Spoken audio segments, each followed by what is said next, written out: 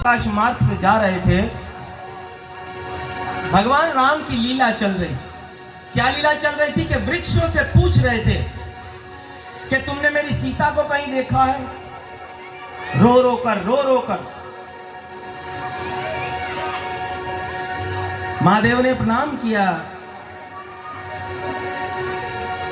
सती बोले कौन, किसको प्रणाम कर? बोला ये भगवान है, पार ब्रह्म। बोला ऐसे रो रहा? अच्छा, राम के रोने के पीछे ही बड़ा कारण था। ये कई हमारे लोग ब्रह्मवादी लोग बोलते हैं, बोले राम हट भगत भगवान बाई वाए रोई।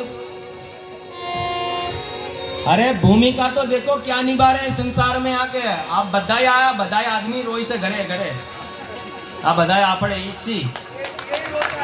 हाँ, राम रो रहा। राम क्या